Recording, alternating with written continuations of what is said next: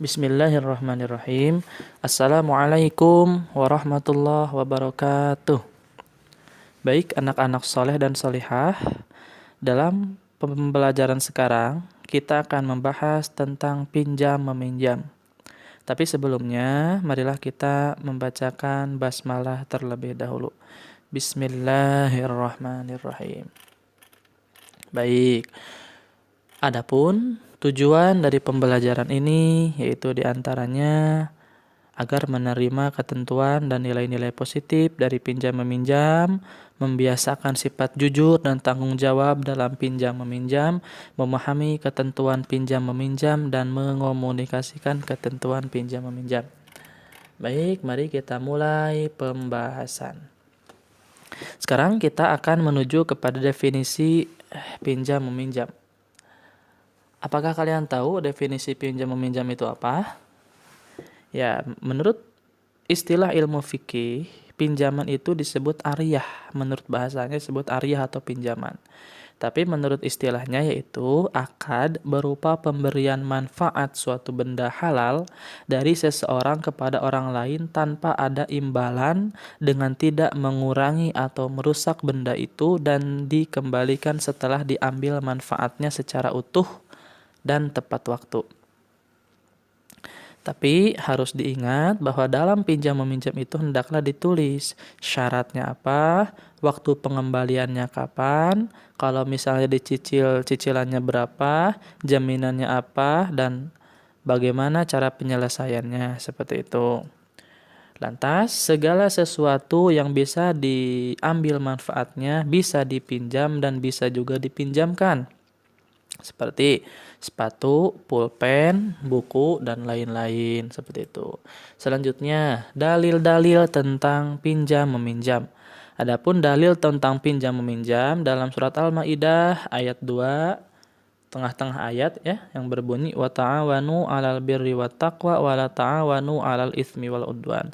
Dan tolong menolonglah kamu dalam mengerjakan kebaikan dan bertakwalah serta jangan tolong menolong dalam berbuat dosa dan permusuhan. Jadi kita harus tolong menolong dalam kebajikan dan dalam takwa.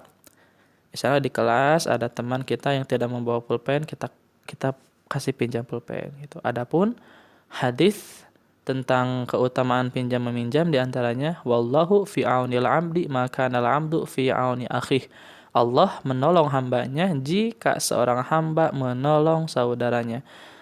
Jika kita selalu ingin ditolong oleh Allah, maka hendaklah kita menolong orang lain. Minimal kita memberikan pinjaman kepada orang yang membutuhkan. Lantas bagaimana hukum pinjam meminjam?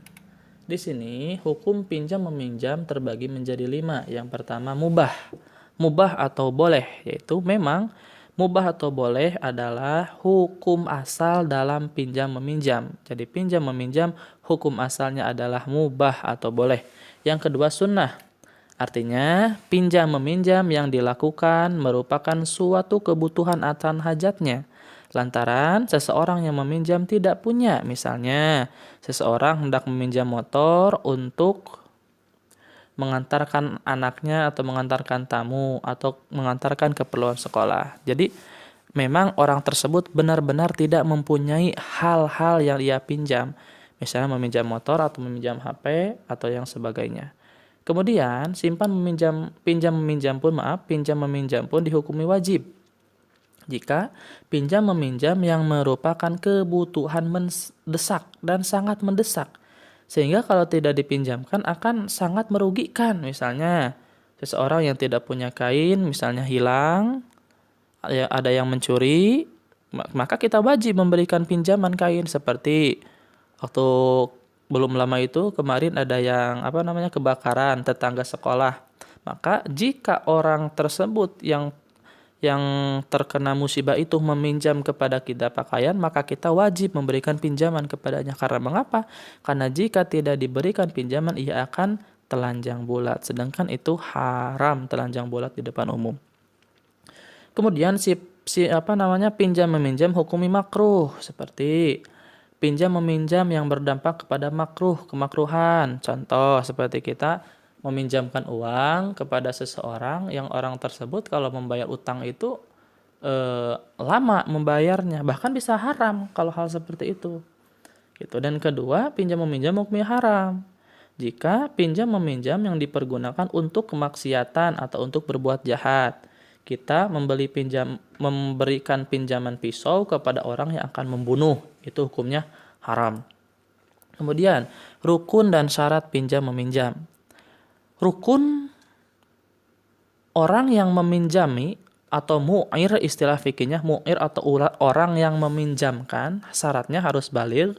Baligh itu sudah dewasa, kemudian ia berakal, kemudian ia bukan orang yang boros dalam uang. Satu hari misalnya ia tidak cukup jajan 1 juta, tidak cukup, pemborosannya itu luar biasa. Bukan orang seperti itu dan tidak ada paksaan ketika meminjamkan, dan barang yang dipinjamkan itu merupakan miliknya sendiri atau barang tanggung jawabnya sendiri. Kalau ia meminjamkan barang orang lain itu haram, tidak boleh.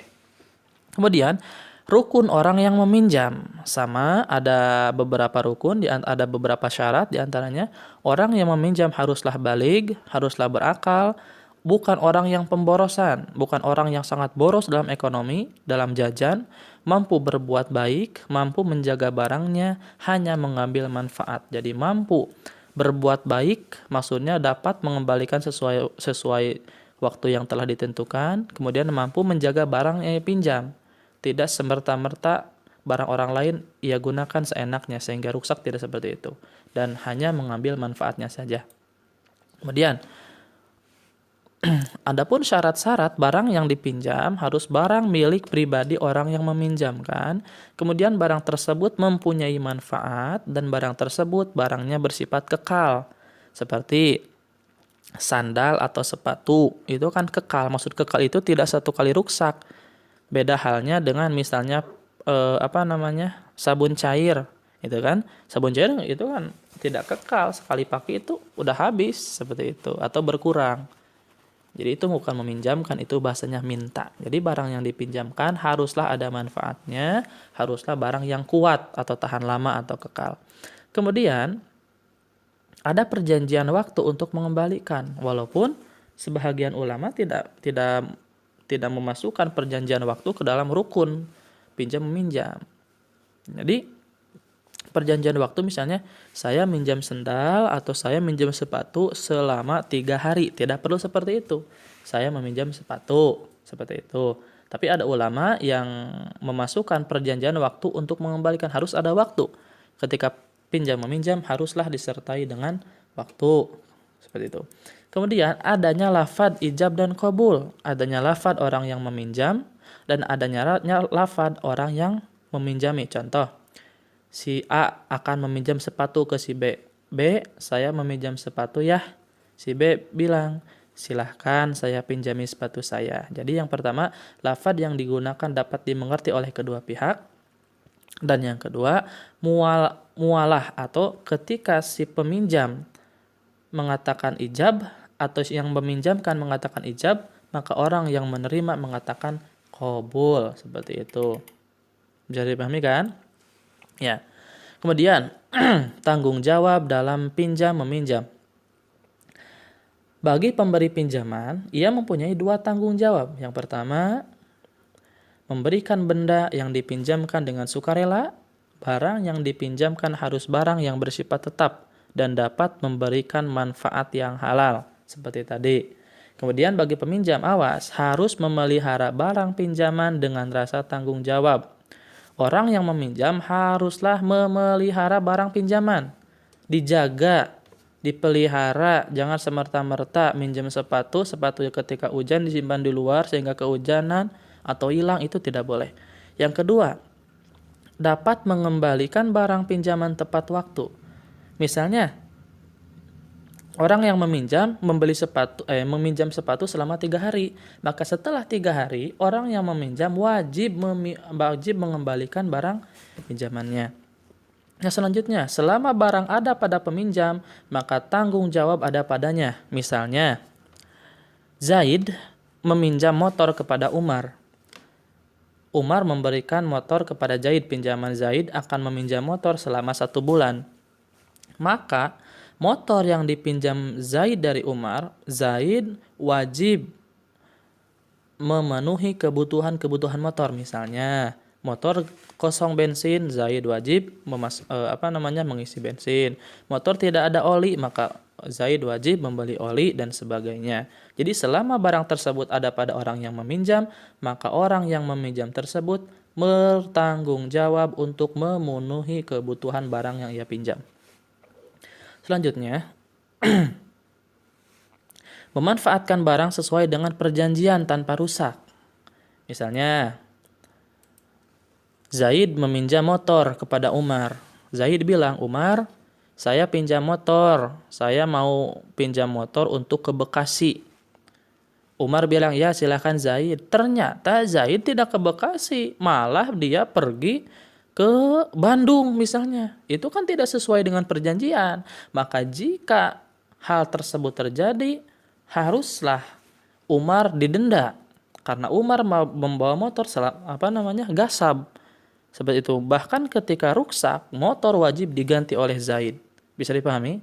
Jadi memanfaatkan barang harus sesuai dengan perjanjian.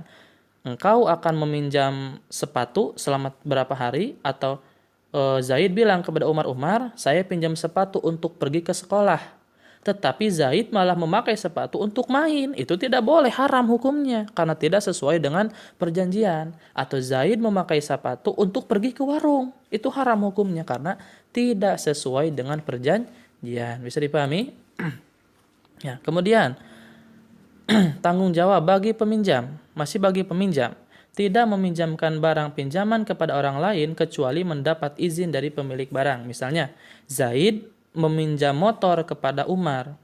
Kemudian ada Ibrahim. Ibrahim akan meminjam motor kepada Zaid, motor Umar. Maka Zaid tidak boleh meminjamkan motor Umar kepada Ibrahim selama Zaid tidak mendapatkan izin dari Umar. Jadi orang yang meminjam tidak boleh meminjamkan kembali barangnya kepada orang lain karena ia tidak mempunyai hak. Seperti itu. Kemudian, apabila barang pinjaman rusak, maka peminjam wajib memperbaiki atau mengganti. Seperti tadi. Selama barang pinjaman masih di tangan orang yang meminjam, kemudian barang pinjaman itu rusak, maka wajib orang yang meminjam wajib mengganti rugi atau memperbaiki barang tersebut. Kemudian, bila barang pinjaman memerlukan ongkos angkut atau perawatan, maka biaya tersebut ditanggung oleh peminjam. Tadi sudah dijelaskan. Kemudian, pinjaman yang disertai jaminan waktu mengembalikan barang harus dibayar. Misalnya, kita akan meminjam sepatu selama 3 hari. Tetapi malah mabal selama 1 minggu. Maka yang 4 hari lebihnya itu harus meminta kehalalan kepada orang yang meminjami. Bagaimana caranya, bisa dibayar ataupun bahasa atau yang lainnya. Seperti itu. Kemudian hikmah pinjam meminjam. Ada hikmah yang terkandung dalam pinjam meminjam, diantaranya bagi peminjam dapat memenuhi kebutuhan seseorang terhadap manfaat sesuatu yang belum dimilikinya, adanya kepercayaan terhadap dirinya sendiri untuk dapat memanfaatkan sesuatu yang ia sendiri tidak miliki. Jadi, ia dapat melaksanakan segala hal sesuatu kebutuhan yang ia tidak memiliki hal tersebut. Seperti itu. Adapun bagi yang memberi pinjaman sebagai manifestasi rasa syukur kepada Allah, sebagai tanda syukur kepada Allah, kita bisa membantu orang lain. Seperti itu. Kemudian Allah akan menambah nikmat kepada orang yang bersyukur. La in syakartum la azidannakum. Jika kita bersyukur kepada Allah, maka Allah akan menambah nikmat kepada kita, kepada orang yang bersyukur. Kemudian, membantu orang yang membutuhkan, seperti tadi, Allah akan menolong hamba selama hamba itu menolong kepada sesama. Jadi, jika kita ingin senantiasa ditolong oleh Allah, maka kita harus menolong orang lain. Kemudian, meringankan penderitaan orang lain, disenangi sesama manusia, serta di akhirat terhindar dari ancaman Allah Subhanahu wa taala. Adapun hikmah simpan pinjam secara umum, wujud yaitu wujud mensyukuri nikmat Allah, melatih diri agar tidak bersifat kikir bagi orang yang meminjamkan barang, melatih diri untuk bersifat tanggung jawab terhadap barang yang dipinjam bagi orang yang meminjam, kemudian mempererat hubungan silaturahmi dan dapat meringankan beban orang lain. Seperti itu. Mungkin sekian yang dapat Bapak sampaikan. Bila ada yang kurang paham, bisa kalian tanya di kolom komentar atau bisa langsung japri ke WA Bapak. Akhirul kalam, assalamualaikum warahmatullahi wabarakatuh.